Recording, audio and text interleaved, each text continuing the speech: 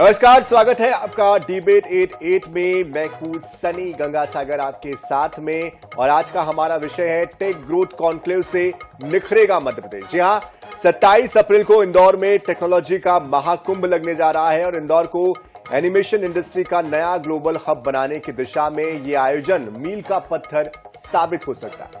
Madhya Pradesh take growth conclave के लिए दुनिया भर की 100 से ज्यादा एनिमेशन कंपनियां इस आयोजन में शिरकत करेगी और माना जा रहा है कि 1000 करोड़ का निवेश लगभग यहां पर आ सकता है।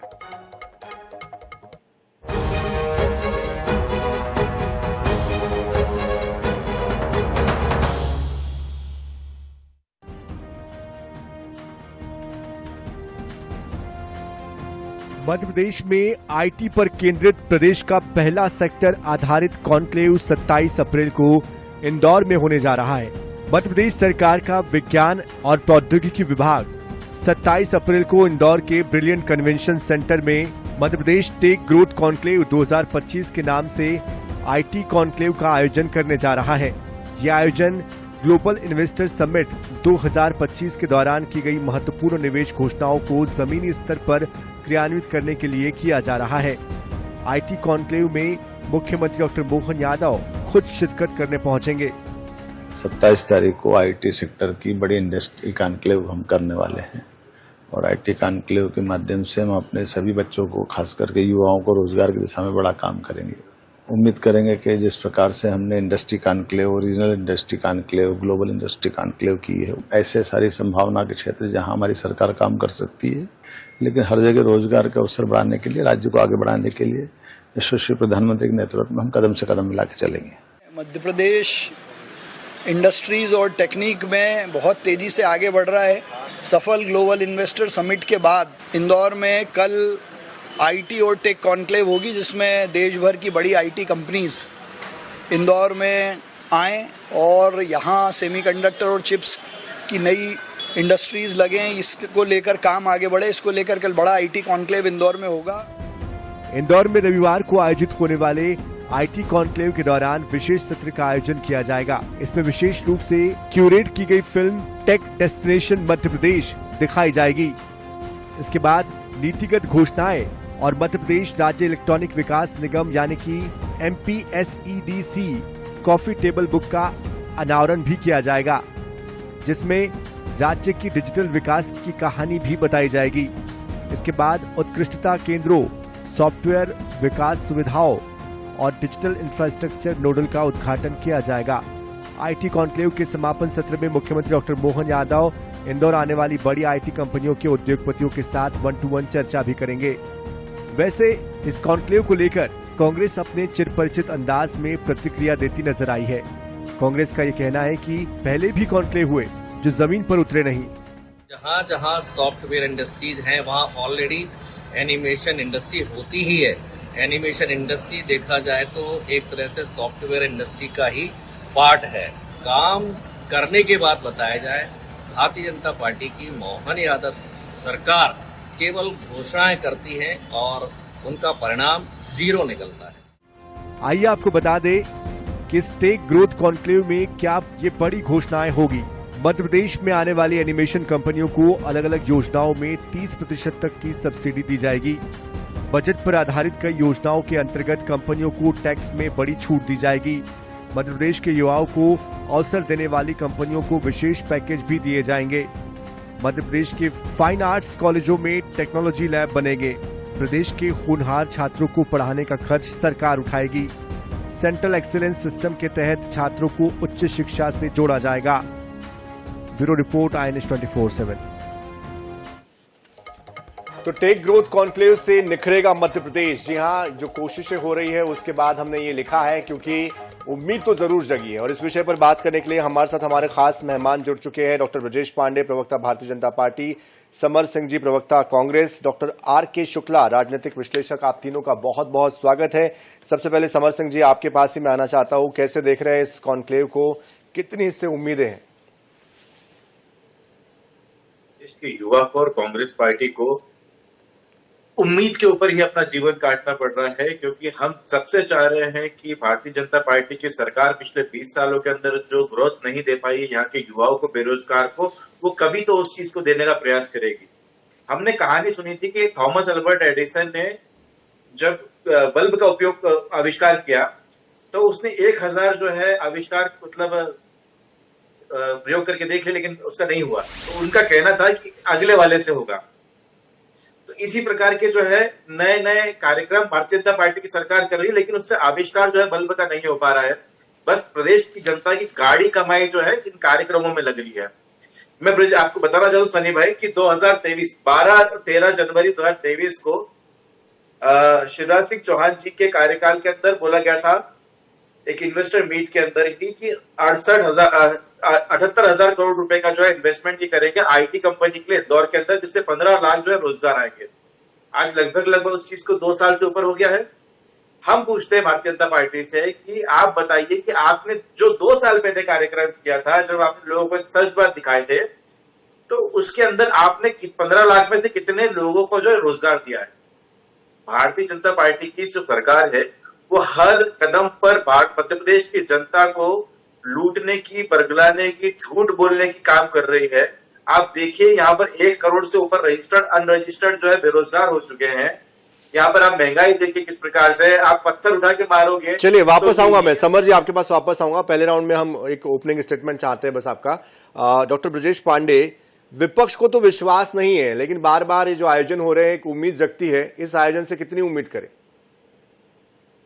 देखिए, बहुत स्पष्ट बात है, मध्य प्रदेश की मोहन यादव जी की सरकार, चाहे वो आईटी सेक्टर की बात हो, चाहे वो एग्रीकल्चर सेक्टर की बात हो, चाहे वो अर्बन डेवलपमेंट की बात हो, लगभग चाहे महिलाओं से संबंधित विषय हो, लगभग हर विषयों में अब तक जितनी भी घोषणाएं की है, जमीनी स्तर पर उसको क्रियान्वयन करने की दिशा में अपना कारगर कदम उठाई है।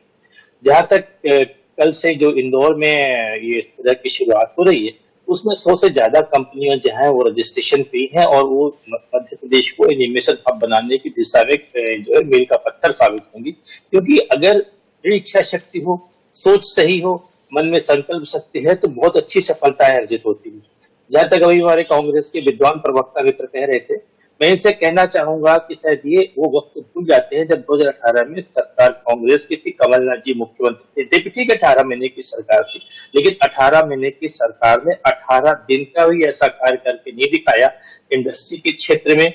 और आप देखें, चाहे वो एक अच्छा माहौल बनाने के क्षेत्र में, जो इनकी नजीर बन सके। कमलनाथ जी की सरकार में जितनी भी बातें की गई थी, वो सिर्फ जैकलिन फर्नांडिस के साथ जो है गलवानियां करते कमलनाथ जी की फोटो जो है वो सबके सामने वायरल हुई थी। अगर मध्य प्रदेश के मुख्यमंत्री जी आशिका इंडिया के प्राइवेट लिमिटेड और बड़ी बड़ी कंपनियों को इंदौर में बुला करके इस तरह का टेक ग्रोथ सर्वेक्षण कर रहे हैं, तो मैं समझता हूँ कि ये एक अच्छा प्रयास है। और कोई भी चीज अगर नवाचार होती है तो उसको एक अच्छे दृष्टिकोण से देखना चाहिए, क्योंकि इससे न सिर्फ हमारे बेरोजगारी का ग्राफ कम होगा, बल्कि एक गुणवत्ता युक्त चीजें सामने आएंगी। और आईटी लेकिन ब्रजेश जी, बीच में आपको रोकते हुए मैं सवाल बीच में एक आपके साथ में जोड़ना चाहता हूँ। ठीक है, आप ये जो प्रयास कर रहे हैं बहुत अच्छी बात है, प्रयास होने भी चाहिए, लेकिन कितनी सफलता का जो परसेंटेज है वो कम क्यों होता है, इसका ये सबसे महत्वपूर्ण सवाल हो जाता है।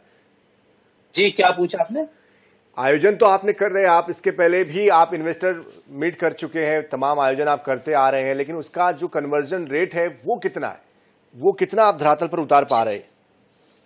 देखिए, ऐसा है कि आज अगर मध्य प्रदेश के अंदर लोगों का, इंडस्ट्रीज लोगों का विश्वास बढ़ रहा है, जितने भी देश के टॉप 10 इंडस्ट्रीज से लेकर के देश के अन्य व्यापारी संघ के लोग जो उद्योग क्षेत्र में है, वो अगर मध्य प्रदेश में यहाँ के बेरोजगारों की रोजगार को कम करने की दिशा में संकल्पबद्ध होकर के आते हैं और कुछ मध्य प्रदेश को समझ रहे हैं कि मध्य प्रदेश का माहौल जो है वो अनुकूल है उनके व्यापार के लिए, और वो कंपनियां आती हैं, तो ये अच्छी बात है।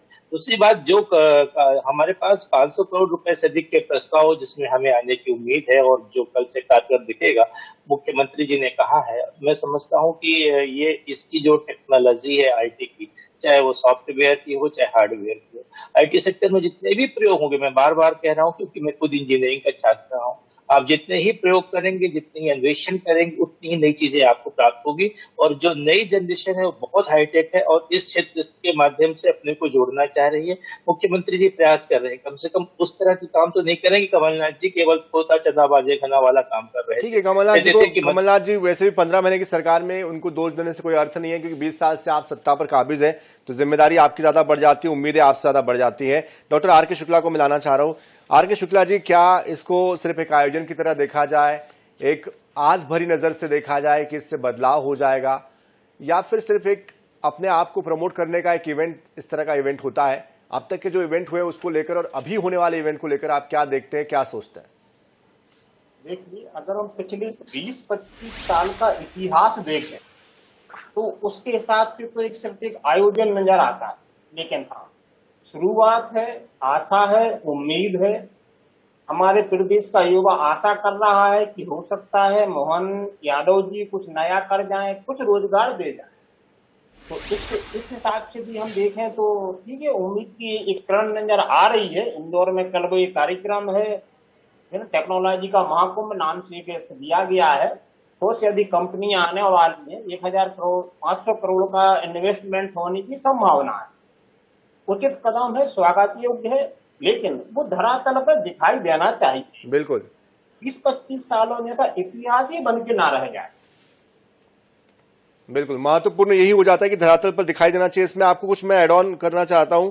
जो आंकड़े मैं लेकर आया हूं, ग्रेजुएट बेरोजगारों की संख्या 8,75,429, पोस्ट ग्रेजुएट बेरोजगारों की संख्या 1,49,917, इंजीनियर बेरोजगारों की संख्या 1,22,532, मेडिकल फील्ड के बेरोजगारों की संख्या 7,070, इसी तरह 12वीं पास बेरोजगारों की संख्या 6,35,958, ओबीसी बेरोजगार 10,17,519। इस तरह से तमाम जो आंकड़े हैं ये अपने आप में बहुत गंभीर हो जाते हैं। ऐसे में ये जो आयोजन है इसका असर कितना पड़ता हुआ दिखाई देता है आर के शुक्ला जी? मैंने पूर्व में ही कहा कि अगर जैसा पिछले 20-25 सालों का इतिहास रहा है उसके हिसाब से तो ये सिर्फ आयोजन है, लेकिन हाँ, आशा की किरण है, दिखाई देती है। बेरोजगारों की कोई कमी नहीं है प्रदेश में। अशिक्षित से लेके पीएचडी तक के लोग बेरोजगार हैं। इसको हमारे पांडे जी भी स्वीकार करेंगे, समर भाई भी स्वीकार करेंगे, क्योंकि आप लोग भी जनता के बीच में रहते हैं, मैं भी जनता के बीच में रहता हूँ। बेरोजगारी की कोई कमी नहीं है, खूब बेरोजगार है हमारे प्रदेश में। आप जहां चाहोगे वहां बनेंगे। बिल्कुल। लेकिन समर जी के पास आना चाहता हूँ। समर जी, इसमें यह भी कहा जा रहा है कि 30% का जो डिस्काउंट है वो इन कंपनियों को दिया जाएगा।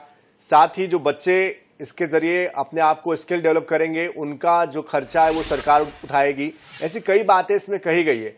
तो पूरी तरीके से नकारात्मक होना कितना सही है? आपको कुछ तो पॉजिटिव लगता होगा कि चलो कुछ तो कोशिश हो रही है, कहीं तो हमारे कदम आगे बढ़े। देखिए, जहां तक बात है कि बच्चों की स्किल डेवलपमेंट, मैं आपको पहले बता देता हूं कि 445 जो है इंजीनियरिंग कॉलेज है मध्य प्रदेश के अंदर। अगर आप ये माने कि हर इंजीनियरिंग कॉलेज में 5 ब्रांच भी है तो लगभग 2000 ब्रांचेस, मतलब 2000 के आसपास ये आंकड़ा हो जाता है। और आप मान लीजिए कि हर क्लास में 50 बच्चा ही पढ़ता है तो ये 10 लाख के आसपास ये जो है आंकड़ा पहुंच जाता है सब कुछ मिलाकर। तो आप इसके अंदर देखिए कि अगर 1 लाख बच्चा हर साल पास होकर बाहर निकल रहा है तो क्या 1 लाख बच्चे को रोजगार मिल रहा होगा?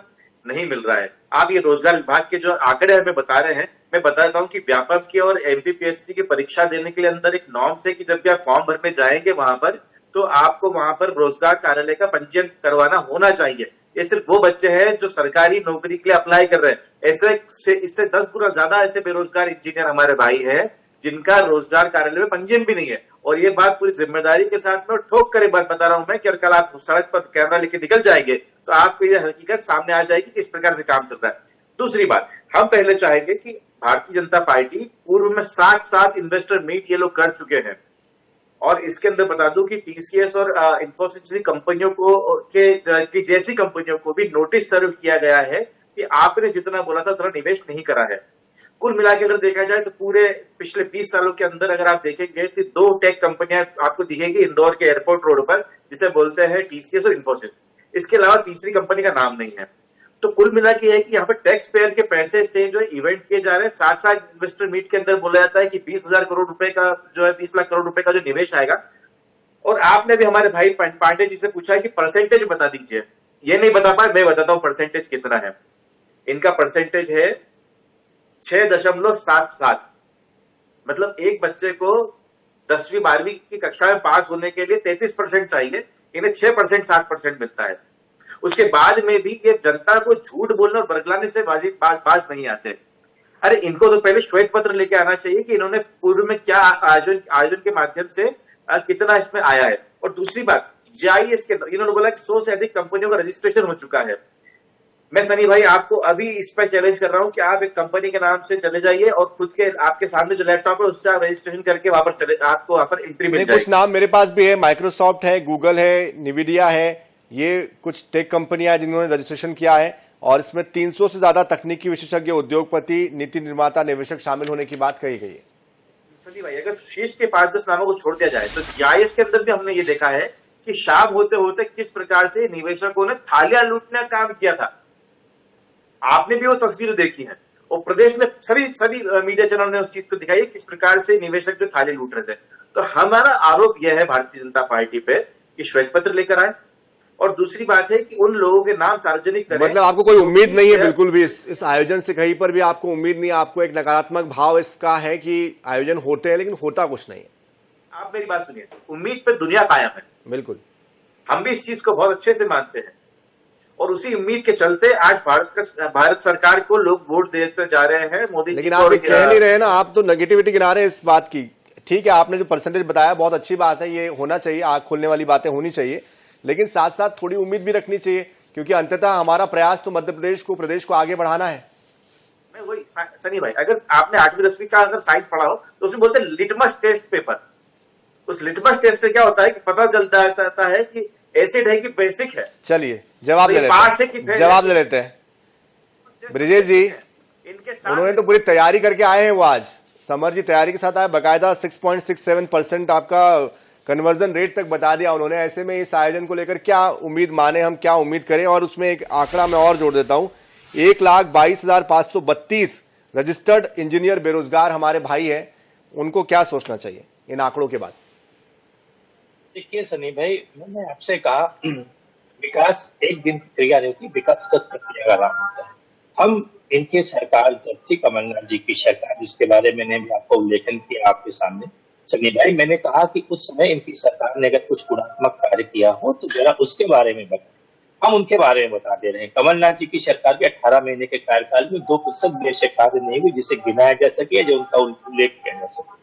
दूसरी महत्वपूर्ण बात मैं इसे कहना चाह रहा हूँ कि आज मध्य प्रदेश के अंदर आपके पैनल में जो हमारे विद्वान पत्रकार साथी बैठे हुए शुक्ला जी, उन्होंने भी कहा कि अगर एनिमेशन को लेकर गवर्नमेंट जो है समझ आपके बीच में वो बोले नहीं थे, आपसे निवेदन है मेरा, हम नहीं बोल समर भाई, इस तरह अगर आप डिबेट करेंगे तो फिर आप ही बोल लीजिए। समर भाई मुझे म्यूट करवाना पड़ेगा आपको, समर भाई आपको म्यूट करवाना पड़ेगा, उनकी बात सुन लीजिए। बात तो धैर्य से सुन रहे जी, अपनी बात। मध्य प्रदेश की सरकार जो है 30% तक की अगर सब्सिडी दे रही है, मध्य प्रदेश की सरकार बजट पर कई तरह की योजनाओं को लागू कर रही है, युवाओं को अवसर देने का प्रयास कर रही है, और जो बड़ी कंपनियां हैं अगर वो मध्य प्रदेश के लिए इस तरह का अपना बिजनेस करने के लिए आ रहे हैं, अगर हम हाथ में हाथ धरे बैठे रहेंगे तो इस तरह बात करने से कुछ नहीं होगा।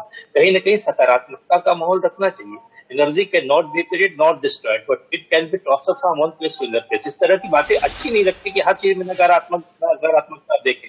दूसरी महत्वपूर्ण बात मैं इसे कहना चाह रहा हूं कि आज देश में आपने बेरोजगारी का ग्राफ बताया, मैं सहमत हूँ, 1,22,000 जितने भी आंकड़े हैं वो मैं सहमत हूँ इस बात से, लेकिन उसी के लिए तो हम प्रयास कर रहे हैं इसी तरह की। जब तक हम इस तरह की मध्य प्रदेश के अंदर इस तरह का प्रयोग नहीं करेंगे, जब तक मध्य प्रदेश में बाहर की कंपनियां आके निवेश नहीं करेंगी, तब तक। लेकिन आप वो सवाल नहीं समझ पाए डॉक्टर ब्रजेश पांडे जी, मेरा सवाल यही तो है कि आप जो ये आयोजन कर रहे हैं बहुत अच्छी बात है, कोशिश कर रहे हैं, पहल कर रहे हैं, बहुत अच्छी बात है, लेकिन जो कन्वर्जन रेट है वो बढ़ क्यों नहीं रहा है? सवाल तो इसी बात को लेकर है कि हम इतना सब कुछ कर रहे हैं, इतना निवेश खुद भी कर रहे हैं, कोशिश भी कर रहे हैं, लेकिन सफलता क्यों नहीं मिल रही है, इसमें यश क्यों नहीं मिल रहा है हमें?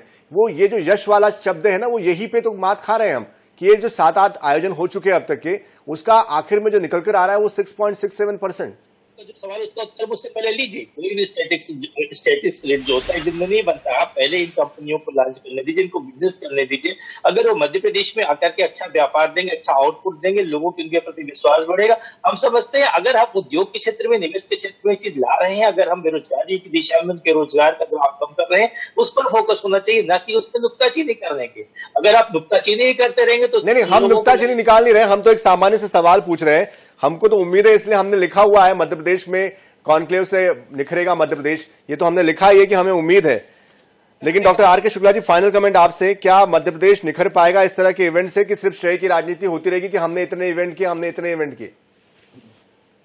नहीं, मैंने वही बताया कि हम इतिहास को देखें तो आशाएं कम है, लेकिन फिर भी हमें उम्मीद नहीं छोड़ना चाहिए। मोहन सरकार कुछ करने जा रही है, अभी उसका समर्थन करना चाहिए। अगर रिजल्ट नहीं आते हैं तो निश्चित रूप से सरकार को क्रिटिसाइज भी किया जाएगा, क्योंकि हमारे प्रदेश के युवाओं के भविष्य का सवाल है। बिल्कुल, भविष्य का सवाल है, और इसी नोट पे हम क्लोज करते हैं, समय हमें रोक रहा है। बहुत शुक्रिया डॉक्टर ब्रजेश पांडे जी आपका, समर सिंह जी आपका, डॉक्टर आर के शुक्ला जी आपका हमारे साथ जुड़ने के लिए। तो देखिए, कुल मिलाकर कोशिश की जा रही है, और कहते हैं कि कोशिश करने वालों की हार नहीं होती, तो हमें भी उम्मीद रखनी चाहिए, इस कोशिश में साथ देना चाहिए, अपने अंदर की जो स्किल्स है उसको भी डेवलप करना चाहिए, और साथ साथ मध्य प्रदेश के बेहतर भविष्य के लिए, उज्जवल भविष्य के लिए कामना करनी चाहिए, और जो भी संभव हो सकता है अपनी तरफ से एक जागरूक नागरिक होने के नाते उस दिशा में आगे बढ़ना चाहिए, तो ही सही मायने में हम मध्य प्रदेश के विकास में भागीदार बन पाएंगे। इसी के साथ इस खास पेशकश में इतना ही। ताजा खबरों के लिए, अपडेट्स के लिए आप बने रहिए INS 24/7 के साथ। नमस्कार।